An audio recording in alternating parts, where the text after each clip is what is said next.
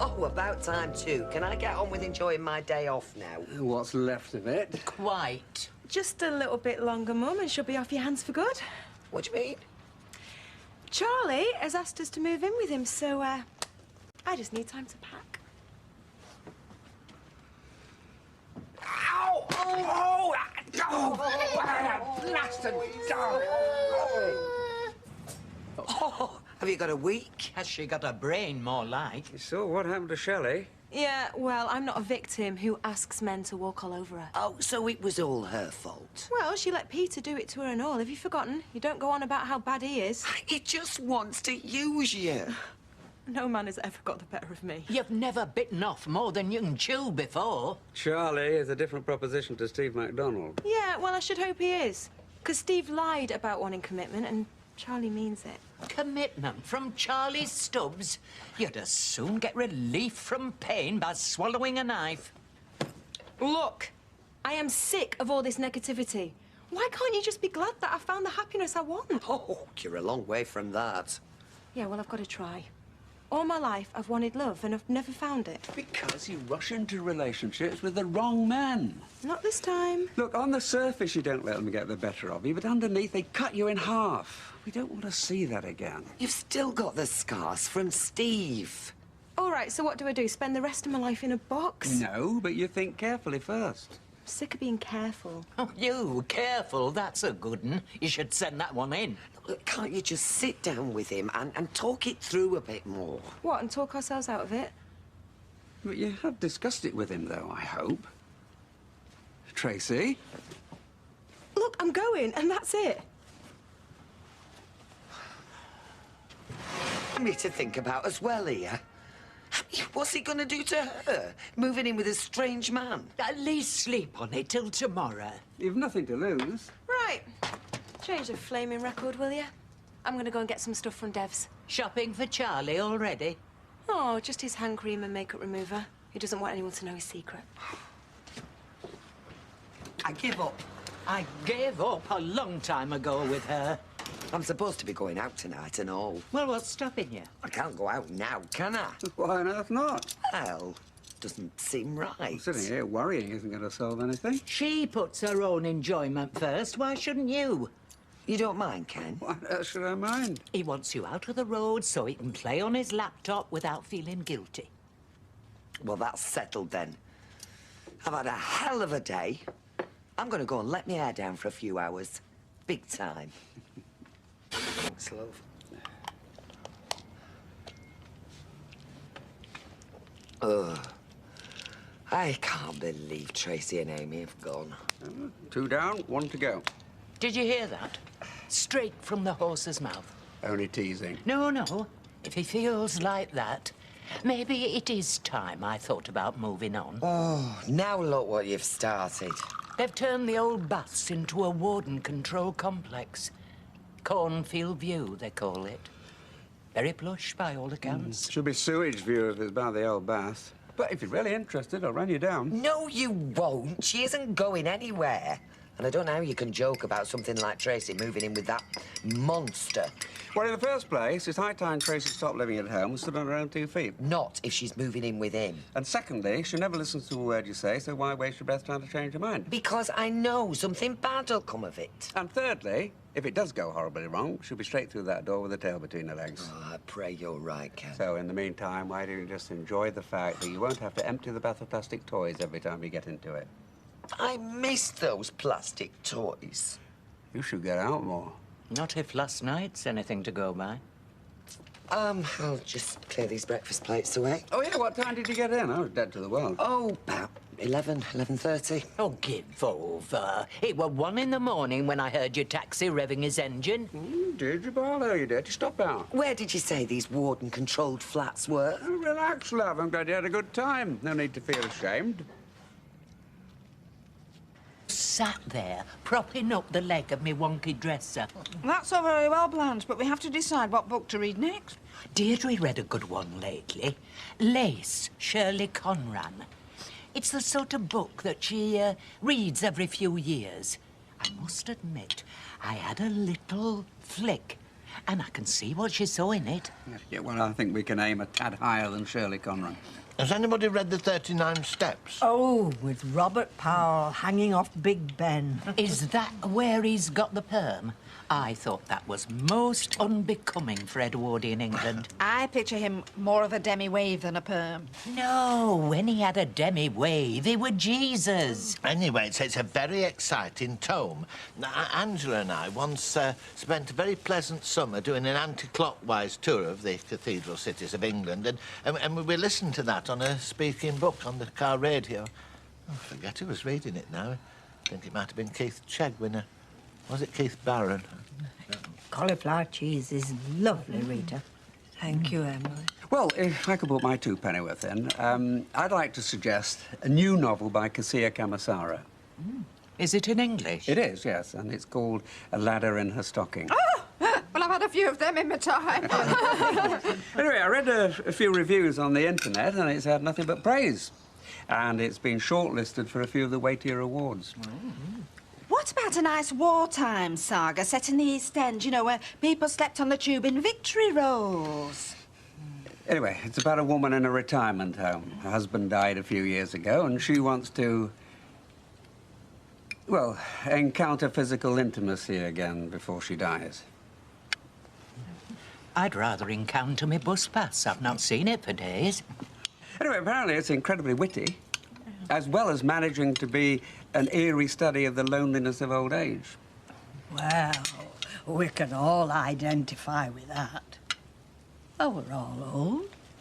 We're all single. I'm not. Neither am I. Oh, but you're both still old. We all are, whether we like it or not. And every day we get a bit more old, wondering whether we'll ever experience physical intimacy again. Living day in, day out with the eerie loneliness of old age. Getting in of a night, thinking television's your best friend. How sad is that? You give me a paper and pencil, Ken, I'll write the book. Look, Rita, let me make you a black coffee, sober you up a bit. I mean, sometimes when you've cooked the meal yourself, you can't always face it, can you? I can't face it. I can't face that. I'll put the kettle No, on. I'll do it. No, it'll be all right. I tell you who's got a lovely way with words. Alan Titchmarsh. Yes. The veil is lifting. Never covered my eyes. No, mine. I knew all that God stuff was skin deep. I've seen more moral fibre in a betting shop. Norris, that's not fair. Anyone who can put a smile on Eileen's face, they can believe what they like. I'm not arguing about moral fibre with the likes of you. Get her. You may as well tell me everything now. Save me wringing it out of Deirdre later. Sorry about this. Well, go on then. I won't say no if you're buying. You're remarkably chipper. Trod on a snail. Been to the dentist. And you're in a good mood. I remember your mother dragging you. Well, I didn't want to go back to Charlie with my mouth all slack, so I went shopping while the anaesthetic wore off. Where's your Amy? At home with Charlie. You left her with him? Yeah, he's got to learn to cope sometime. You left our Amy with Charlie Stubbs? What if she wants a nappy changing? He'd have done it. Anyway, if he needed anything, he'd have rung Mum. She's been out. They like each other. She's a right little charmer, is Amy. She's winning him round, just like she did Steve. He's her father. It's completely different. Oh, just get me a drink. She'll be in a cardboard box on the street by now, your daughter. What, you believe that and you're here propping up the bar? Some great grandmother. When you're ready, please, Sean. We'll need anaesthetic for your conscience. I'll have a white wine if you're buying. I did stop my boyfriend lamping your boyfriend one this morning. Well, you'd have done Steve a favour because Charlie would have battered him. Having your ex and your current at loggerheads has a certain adrenaline rush, doesn't it? Maybe that's just me. Mind you, when mine did it, there were shotguns. Must have been terrified. Red wine, please. Red wine. I'll get these and a white wine, please. What is it with you? Steve and Charlie kicking off is funny the first time, but it's going to be very dull if they're enemies. We'll copy. So, let's confuse them. Behave like mates. They'll have to be civil with each other, which will be much more entertaining. One red wine, my little poppet. One white for you. Cheers, darling. Oh.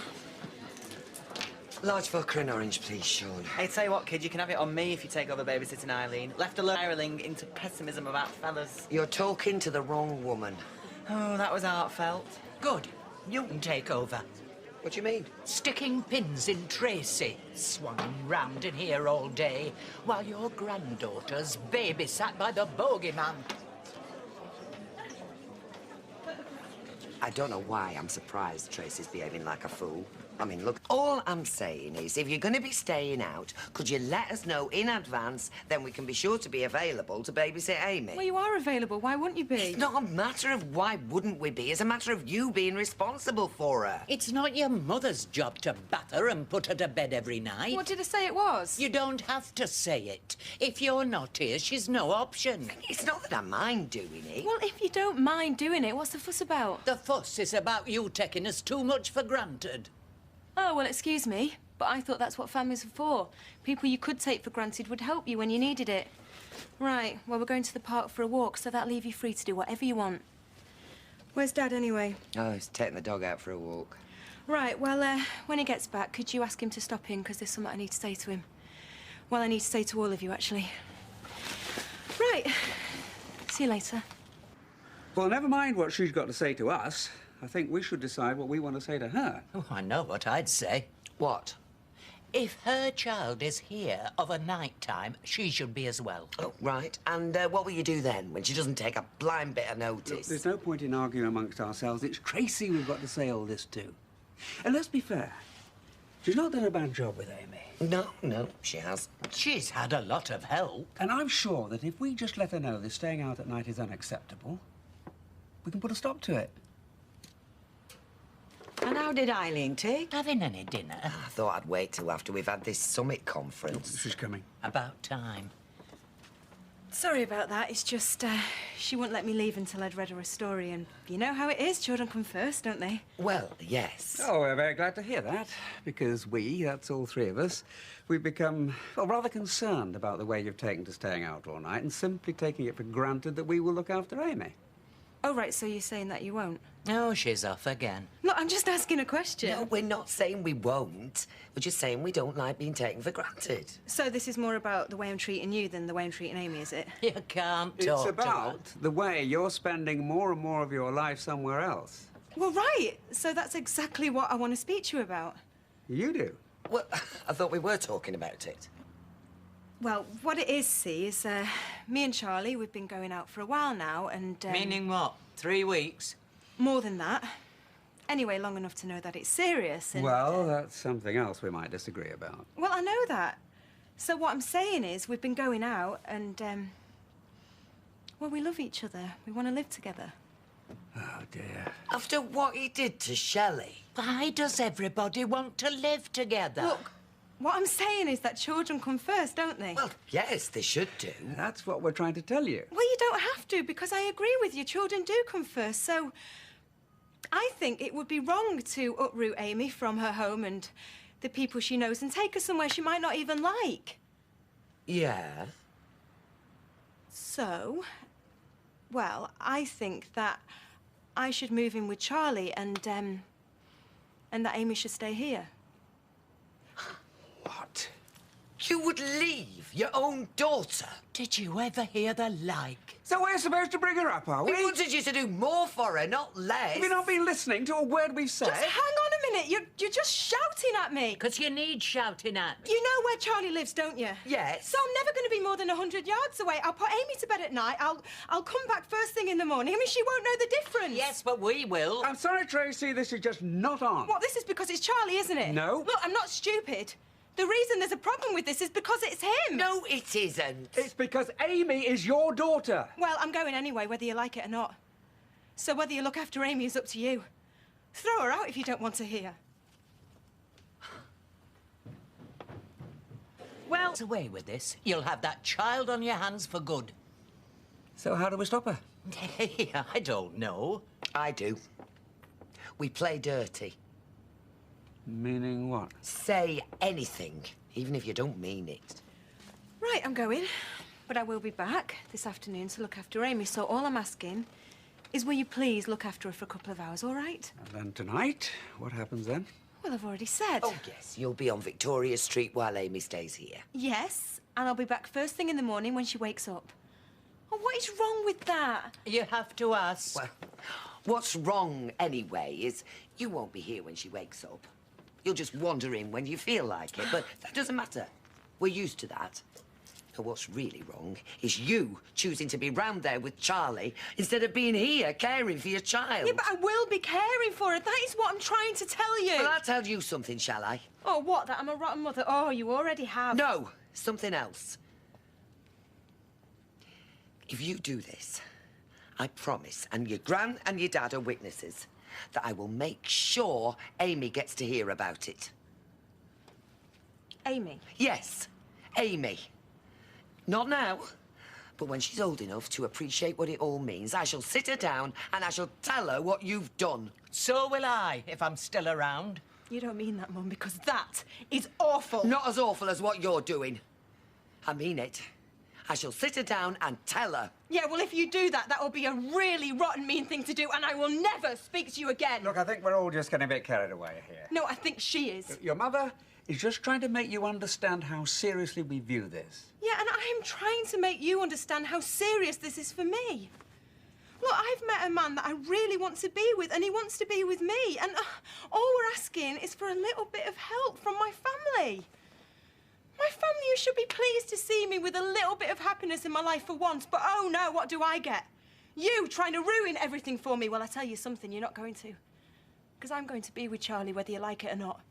And whether you look after Amy, well, that's up to you.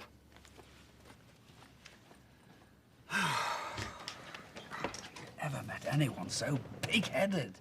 So what do we do now? Nothing you can do. She's done exactly what she said. She's gone and left the child behind her. I didn't sleep a wink. Except between the hours of 12 and 9. I was tossing and turning all night. Tossing, turning and flushing. One up, all up, eh, Deirdre? You can talk. Oh, please, please, we're in enough mess without squabbling. Oh, Ken, how could she do it? Abandon her own daughter. Well, she doesn't see it that way. It's more of a timeshare arrangement. She gets August bank holiday, and we get wet weeks in March. At least we know Amy's safe. Aye, while she's still toddling and can't give us the slip. Wait till she's 6 and he's in a wheelchair and you're on 2 sticks. Yeah, well, it won't come to that. Them's unbreakable bones, are they? With Tracy. We're talking weeks here, surely. Days. Till when? Till Tracy comes to her senses. Charlie's never going to warm to Amy. If she's an inconvenience now, she always will be. Well, something we can agree on at last. And she's not an inconvenience to Tracy. Like attracts like. Cod liver oil, Ken. Builds strong bones. Oh, £1, please, Kenneth. Cough up, Deirdre. No change. I'll pay you later. Little sweet we've got going. They said we wouldn't see you till after breakfast. I said the smell of onion gravy might remind you to pop in. Well, I've not come round to scrounge a Sunday dinner. No. We're going to go to the park, aren't we? We're going to go and feed the ducks. Who's we? Me and Amy. Not Charlie, no. Me and Amy. You can take a horse to water. Yeah, that's right, Gran, exactly. I'll take my daughter to the duck pond and I'll take my man to bed. I won't take either of them anywhere they don't want to be. Very noble of you. Well, they're worth it. Anyway, this is for you. She won't live on Scotch Mist. She's our own flesh and blood. We don't want money. Yes, Ken, we do. Have you seen the price of nappies? She'd pay a lot more as a nursery, but every little helps. Here, stick this in the pot. The widow's mite.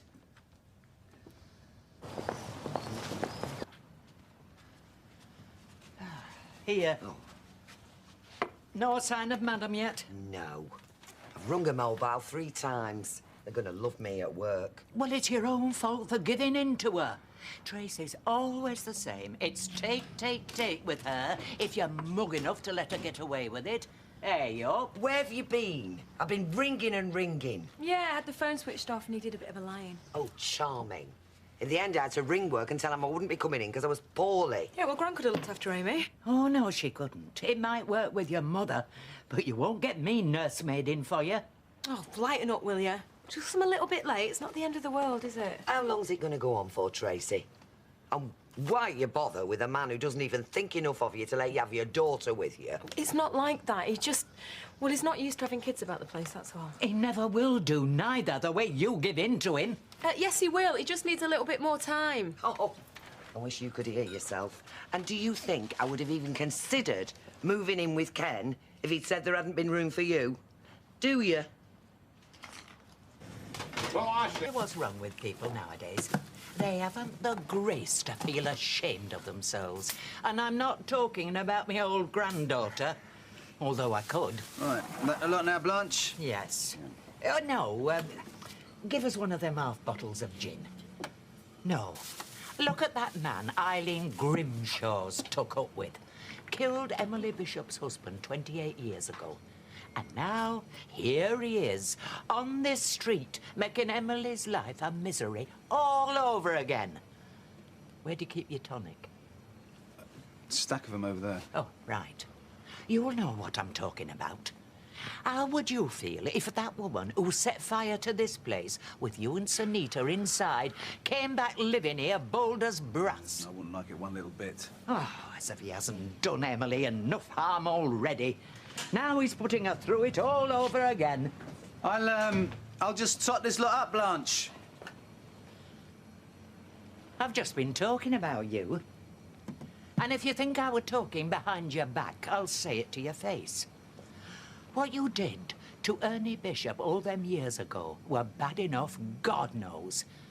What you're doing to Emily now, well, it's wicked beyond belief. I'm here to make amends, to ask Emily's forgiveness. You miserable scum. You see, it's all about you, isn't it? You want to feel good about yourself. You want Emily to pat you on the head and say, no hard feelings. Well, I'm telling you now, what everybody thinks about you, even if they haven't got the guts to say it. Nobody who knew Ernie Bishop will ever forgive you if you live to be 100. Now, why don't you leave Emily in peace and crawl back under a stone a long way off?